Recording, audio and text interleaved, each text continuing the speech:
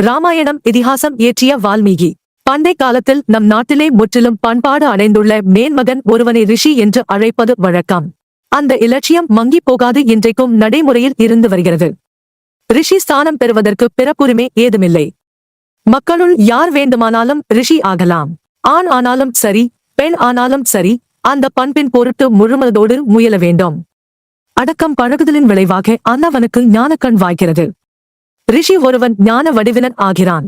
ஞானம் மனத்தகத்தின்று தானாக உதயமாகிறது, புறத்தினின்று அது ஊட்டப்படுவது அன்று. சுயமுயற்சியைக் கொண்டு வால்மீகி ஒரு மகரிஷியானார்.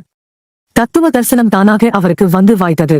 அவர் இயற்றியிருக்கும் இராமாயணமே அதற்கு அத்தாட்சியாகிறது. அதனிடத்து எளிமையும் இனிமையும் மகிமையும் ஒன்று சேர்ந்து அமைந்திருக்கின்றன. வால்மீகி ஒரு ஞானியர் வம்ச பரம்பரையில் வந்தவர் அல்லர். அவர் பிறப்பெடுத்தது ஒரு பாமரனாக, வழிப்போக்கர்களை கொள்ளையடிக்கும் திருடனாக அவர் தமது ஜீவிதத்தை துவக்கினார். வழியில் போன நாரத மகரிஷியை தாக்கி அவரை கொள்ளையடிக்க அத்திருடன் முயன்றான். நல்லான் ஒருவனுடைய போக்கு அத்தகையதன்று என்று மகரிஷி அவனை திரஸ்கரித்தார். எப்படியாவது தன் குடும்பத்தை காப்பாற்றி வரவேண்டும் என்று திருடன் தன் செயலை ஆதரித்து பேசினான். நல்வழியில் செல்வம் சம்பாதிக்க இயலாவிட்டால் கெட்ட வழியிலாவது அதை தேடித்தான் ஆக வேண்டும் என்பது அவன் கருத்து. திருடுதலும் கொலை புரிதலும் மகாபாபங்கள். உற்றார் உறவினர் அப்பாபத்தில் பங்கு கொள்ள மாட்டார்கள் என்று நாரதர் அவனுக்கு எச்சரிக்கை பண்ணினார். இப்படி அவர் இயம்பியது உண்மையா என்பதை ஆராய்ந்து அறிந்து கொள்ள அவன் தன் வீட்டுக்கு போனான். அவனுடைய சுற்றத்தார் அவன் சம்பாதித்த செல்வத்துக்கே உரிமையாளர் என்றும் அவனுடைய பாபத்துக்கும் தங்களுக்கும் எந்தவிதமான தொடர்பும் இல்லை என்றும் இயம்பினர். இதை கேட்ட அம்மனிதன் திகைத்து போனான். மானுட வாழ்க்கைக்குரிய இப்பேருண்மையவன் உள்ளத்தில் அதிர்ச்சியை உண்டு பண்ணியது. அவனுக்கு நல்லறிவு வந்தது. நாரதரிடம் திரும்பி ஓடி வந்துதான் செய்த தீமைக்கு கழுவாய் வேண்டி நின்றான். அந்த திருடன் மீது இரக்கம் கொண்ட தேவரிஷி ராமா என்னும் மந்திரத்தை ஜபிக்கும்படி அவனுக்கு உபதேசம் பண்ணினார். ஆனால் அந்த பாமரனுக்கு அந்த மந்திரத்தை மரா என்று மட்டும் தலைகீழாக உச்சரிக்க இயன்றது. அப்படியே செய்யும்படி அவனுக்கு உற்சாகம் ஊட்டிவிட்டு ரிஷி தம்போக்கில் போனார். மரா மரா என்று அவன் உச்சரித்தான். நாளடைவில் அந்த உச்சரிப்பு ராமா ராமா என்று தானாகவே மாறிவிட்டது. அது அவனுடைய மனத்தை மாற்றியமைத்தது. தூய வாழ்வு வாழ அவன் ஆரம்பித்தான். கெட்ட கனவினின்று விழித்துக் கொள்வதற்கு நிகராக இந்த மாறுதல் தானாக அவனுக்கு அமைந்தது. ராமன் நாம உச்சரிப்பில் அவன் ஆழ்ந்து ஈடுபட்டான். உடல் ஞாபகத்தை அவன் தாண்டியவன் ஆனான். ராமன் நாம உச்சாரணையில் அவனுக்கு பேரானந்தம் உண்டாயிற்று. அந்த சப்த பிரம்ம தியானத்தில் அவன் அமர்ந்தான். நாட்டம் அந்தர்முகப்பட்டது. நாளடைவில் புற்று ஒன்று கிளம்பி அவன் உடலை மூடிவிட்டது. சமாதியில் இருந்த அன்னவனுக்கு அது ஒன்றும் தெரியவில்லை. அக்காரணத்தை முன்னிட்டே அவ்விப்ரருக்கு வால்மீகி என்னும் பெயர் வந்தது. புற்றின்கண் பரிபக்குவம் அடைந்த சான்றோன் என்பது அந்த நாமத்தின் உட்பொருள். ராம மந்திரத்தின் ஸ்தூல வடிவினனாக வந்தவன் ஸ்ரீராமன்.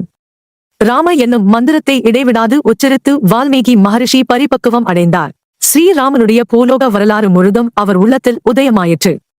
அப்படி உதயமானதே ராமாயணம் என்னும் ஆதி காவியமாக அவர் அமைத்தார். அவதார மூர்த்தி ஒருவர் உலகத்தில் தோன்றும் பொழுது அவருடைய வரலாற்றை குறிக்க மகரிஷி ஒருவரும் அதே காலத்தில் தோன்றி வருகிறார். அக்கோட்பாட்டின்படி ஸ்ரீராமனுடைய பூலோக லீலையை குறித்து வைக்க வால்மீகி மகரிஷி தோன்றினார். நூலாசிரியரும் கதாநாயகனும் ஆகிய இருவரும் தெய்வீகம் நிறைந்த மூர்த்திகள். அதை முன்னிட்டு இராமாயணமும் தெய்வீகம் நிறைந்த இதிகாசம் ஆகிறது.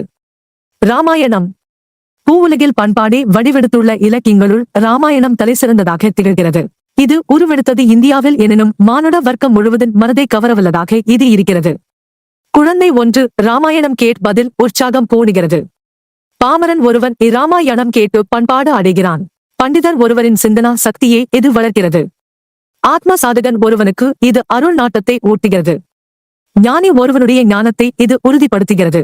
திரும்ப திரும்ப படிப்பதால் இராமாயணத்தில் யாருக்கும் சலிப்பு தட்டுவதில்லை. நீரினுள் மூழ்கி நீராடுவதால் மேனி தெளிவடைகிறது.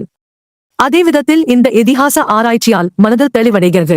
உணவு உடலை பேணுவது போன்று இந்நூல் அறிவை வளர்க்கிறது. பண்பாடடைய முயல்கின்றவனுக்கு வாழ்நாள் முழுதும் துணையாய் அமைந்திருப்பது ராமாயணம். அழிவற்ற இந்நூல் ஸ்ரீராமன் என்னும் மூர்த்தியை நடுநாயகமாக கொண்டுள்ளது. ஆகையினால் இது ராமாயணம் என்னும் பெயர் பெற்றிருக்கிறது. ராமசரிதம் என்பது இதன் பொருள். இளைஞர்களுக்கும் முதியோர்களுக்கும் உலக வாழ்வில் ஈடுபட்டிருப்பவர்களுக்கும் ஆத்ம ஞானத்தில் திளைத்திருக்கும் தபஸ்விகளுக்கும் ஸ்ரீராமன் முன்மாதிரியாகிறான். அறநெறியே வடிவெடுத்தவன் அவன். எல்லா சந்தர்ப்பங்களிலும் அறத்தை கடைபிடிப்பவனாக அவன் விளங்குகிறான். மண்ணுலகில் தோற்றத்துக்கு வந்துள்ள அவன் யாண்டும் பரத்திலேயே நிலை பெற்றவனாக பொலிகின்றான். இராமனுக்கேற்ற கற்பு வாய்ந்த மனைவி சீதை. சீதை என்னும் சொல் படைச்சால் என பொருள்படுகிறது. இச்சிறுமிக்கு பெற்றோர் இல்லை.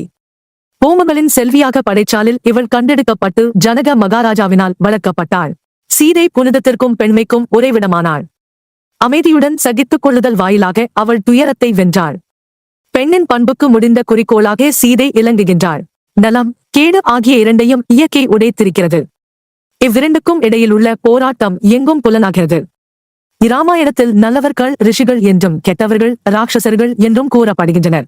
இது உலகை பற்றிய மற்றோர் உண்மை. தனக்கு எதிரியில்லாத ஜீவ ஜந்து உலகில் இல்லை. எனவே எதிரியை சமாளிப்பது யாண்டும் வாழ்க்கை பிரச்சனையாக இருந்து வருகிறது. எதிரியை சமாளிப்பது வாழ்க்கை பயிற்சியாகிறது. வலிவு படைத்ததே வாழ்க்கைக்கு தகுதி உடையதாகிறது. வலிவை பெறுவதும் எதிரியை சமாளிப்பதும் இராமாயணம் கொடுக்கும் பாடங்களாகின்றன. ராமபாணம் வலிவுக்கும் நேர்மைக்கும் சின்னமாகிறது. அது வீண் போவதில்லை. அறநெறி காப்பவனுக்கு வாழ்க்கையில் சோதனைகள் அதிகம். அவைகளை முறையாக சமாளிப்பவன் வாழ்க்கையில் வெற்றியடைகிறான். இது இராமாயணம் புகட்டும் பாடமாகிறது. காமமும் பொருளாசையும் மனிதனை கெட்ட வழியில் தூண்டுகின்றன. இவ்விரண்டினுள் காமத்தை அடிப்படையாகக் கொண்டு இராமாயணம் உருவெடுக்கிறது. அயோத்தியாபுரி, கிஷ்கிந்தே, இலங்கை ஆகிய மூன்றும் தலைமை பட்டணங்கள். அயோத்தியாபுரியில் தசரத மன்னன் தனக்கு வாய்த்த மனைவிமார் மூவரிலும் கைகேயினிடம் அளவு கடந்த அன்பு காட்டினான். அதன் விளைவாக சிறிதளவு தீங்கு வடிவெடுத்தது. கிஷ்கிந்தையில் காமம் ஓரளவு அதிகரித்திருந்தது. அதன் விளைவாக வாலியும் சுக்ரீவனும் சிறிது காலம் பிரிந்திருந்தார்கள். லங்காபுரியிலோ இராவணன் காமநோய்க்கு முற்றிலும் வசப்பட்டு இருந்தான். அதன் விளைவாக இராவணனும் அவனை சார்ந்திருந்தவர்களும் அழிந்துபட்டு போயினர்.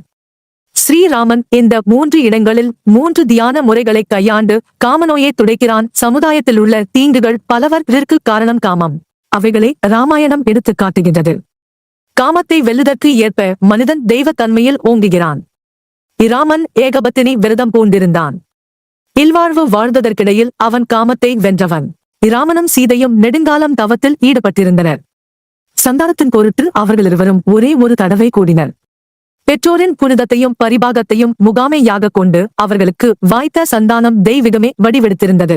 சந்தானத்தை பெறும் விஷயத்தில் இவ்வுலகமானது சீதாராமனை பின்பற்றுமானால் அது புனிதம் நிறைந்த நல்லுலகம் ஆகும். ராம மந்திரத்தின் ஸ்தூல வடிவினனாக வந்தவன் ஸ்ரீராமன். ராம என்னும் மந்திரத்தை இடைவிடாது உச்சரித்து வால்மீகி மகரிஷி பரிபக்குவம் அடைந்தார். ஸ்ரீராமனுடைய பூலோக வரலாறு முழுதும் அவர் உள்ளத்தில் உதயமாயிற்று. அப்படி உதயமானதே இராமாயணம் என்னும் ஆதி காவியமாக அவர் அமைத்தார். அவதார மூர்த்தி ஒருவர் உலகத்தில் தோன்றும் பொழுது அவருடைய வரலாற்றை குறிக்க மகரிஷி ஒருவரும் அதே காலத்தில் தோன்றி வருகிறார். அக்கோட்பாட்டின்படி ஸ்ரீராமனுடைய பூலோக லீலையை குறித்து வைக்க வால்மீகி மகரிஷி தோன்றினார். நூலாசிரியரும் கதாநாயகனும் ஆகிய இருவரும் தெய்வீகம் நிறைந்த மூர்த்திகள். அதை முன்னிட்டு இராமாயணமும் தெய்வீகம் நிறைந்த இதிகாசம் ஆகிறது.